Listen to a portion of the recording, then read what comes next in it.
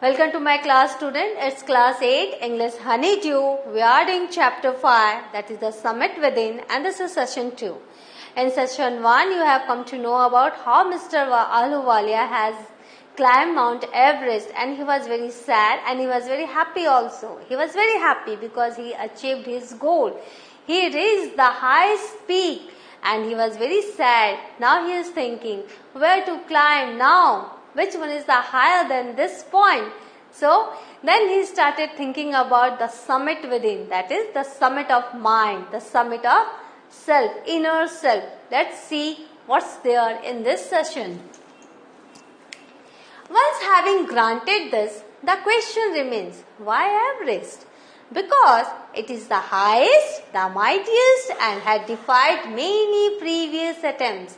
Why Everest? Because men love challenges. In the first session you have come to know men love challenges. So why Everest? Because it is the highest, it is the mightiest and has defied many previous attempts. It's not easy. It's not that everyone can climb Mount Everest because it has defied many previous attempts. It takes the last ounce of one's energy. Whatever the energy you have, last ounce of energy also it will take. It's so difficult to climb Mount Everest.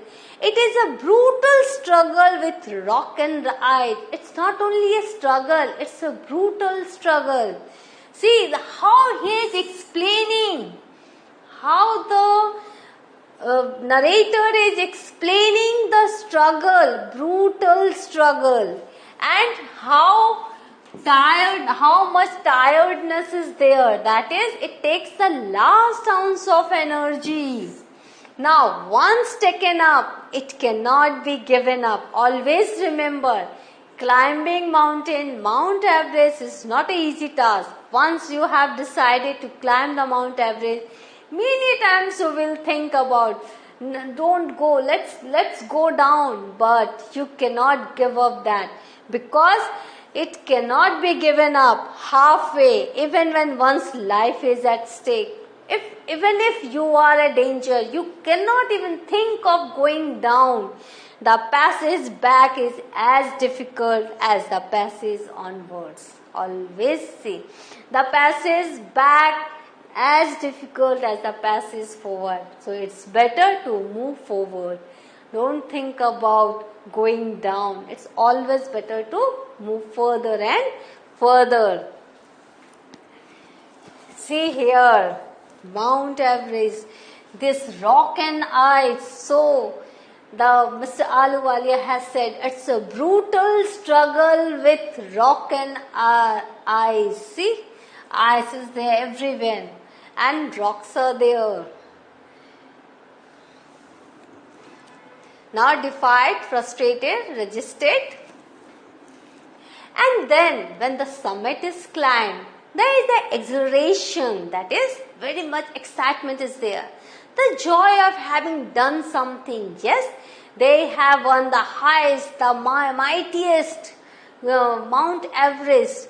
The sense of a battle fought and won.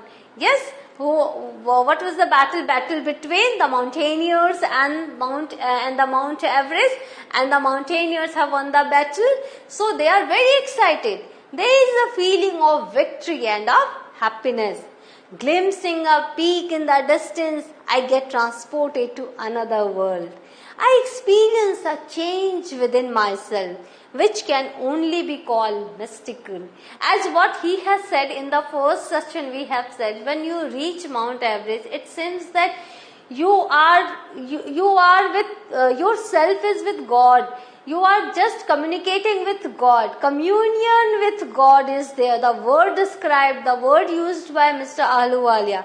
So here he is saying the feeling that he felt there at that point, you can call it mystical. You cannot express it in words. He found himself a changed man and he is transported to another world. Now mystical, that is spiritual. By its beauty, aloofness, might, ruggedness, and the difficulties encountered on the way, the peak draws me to it, as Everest did. It is a challenge that is difficult to resist. See? A challenge that is difficult to resist. But once you decide to climb the mountain, you cannot give up, because the road back is as difficult as the road further. So here, what drew him to it? That is its beauty, aloofness, might, ruggedness, and the difficulties encountered on the way that attracted Mr. Ahluwalia, and he wanted to climb the Mount Everest. Here is the picture. He is climbing, see? He is climbing. Eyes all over. Big rocks are there. Looking back, I find that I have not yet fully explained why I climbed Everest. Now, when he looked behind, he said, why I have climbed Mount Everest, he hasn't yet explained fully.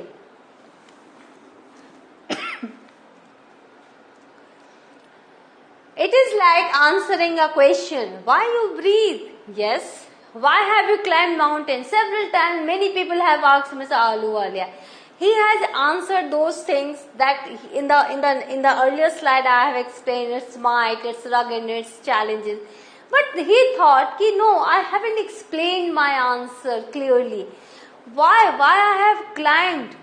The answer is that, why do we breathe? Why do you help your neighbor? Why do you want to do good acts? There is no final answer possible. No one can answer these questions. So there is no answer to the question, why have I climbed Mount Everest? And then there is the fact that Everest is not a physical climb. The man who has been to the mountain top becomes conscious in a special manner of his own smallness in this large universe. How small we are in this large universe. Mr. Ahluwalia sensed it when he was at the top of Mount Everest. At that peak, he understood how small we are. Our ego is bigger than our existence, Now, his own smallness in this large universe, how small we are. Nature is so vast, so expanded. Universe is so large. We are just like an ant. The physical conquest of a mountain is only one part of the achievement. There is more to it than that. It is followed by a sense of fulfillment. Yes, physical conquest is one achievement. Then what is the sense of fulfillment? Yes, I have completed something. I haven't given up. I have completed something. That sense of fulfillment is another achievement. There is the satisfaction of deep urge to rise above one's surrounding. Now, third is the satisfaction of a deep urge to rise above one's surrounding. It is the eternal love for adventure in man. Those who love adventures, and though this is the eternal love. The experience is not merely physical, it is emotional, it is spiritual. Emotional and spiritual, he has already said, when you are there, you feel you are one with your oneness with God, you can feel there. And emotional, he was happy, he was sad, both the emotions were together. And so what he is saying it's not that physical experience, it's emotional and spiritual experience also. That's why he has said, I am not a man what I was earlier before climbing the Mount Everest. I am totally changed. I am a changed personality now.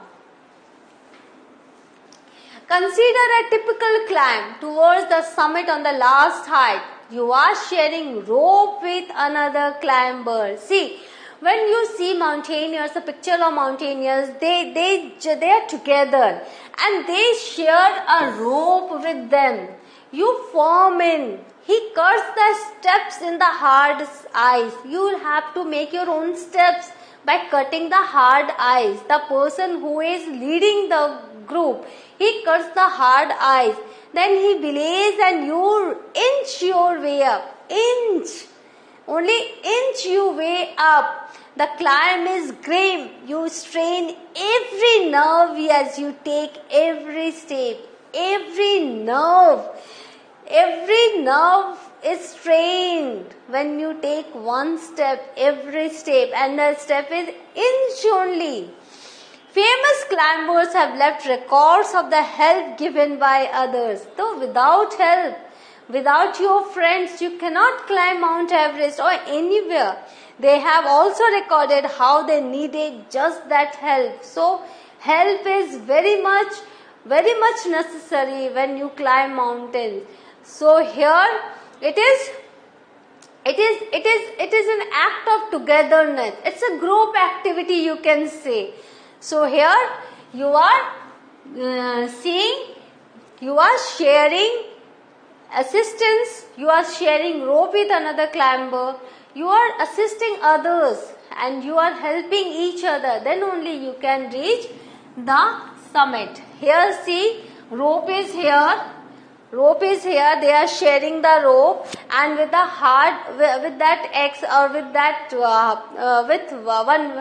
one tool they will have to cut the hard ice to make step. Now make yourself firm. You will have to hold the rope very firmly, and belays fixes the rope. That rope has to be fixed.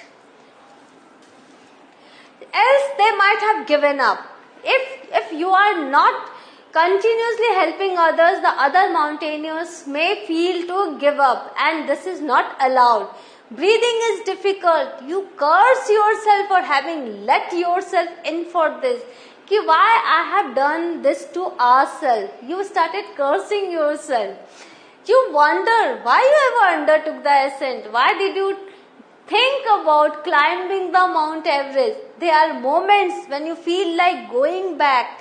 It would be sheer relief to go down instead of up. But almost at once you snap out of that mood, there is something in you that does not let you give up the struggle.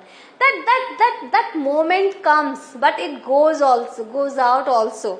Because something in you that always helps you to overcome all these negative thoughts. That helps you to say, no, you will not give up.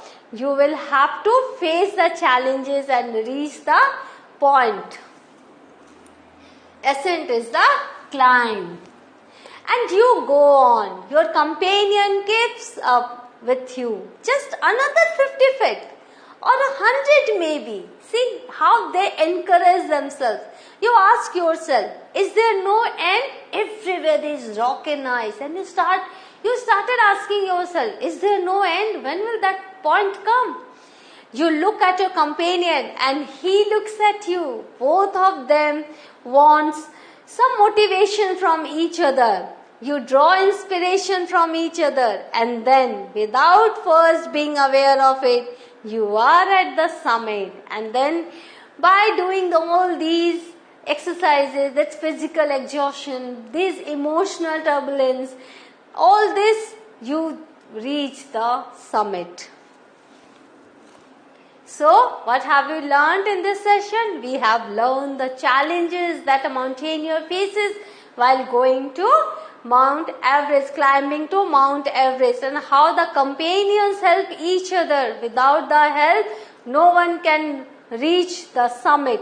So, in this, we have learned the thumb rule of sharing, thumb rule of expressing their motivational or inspirational words again to each other. Then only one can climb the summit. In the next class, I will say the third part of this chapter. Till then, read this, say it to others also. Thank you.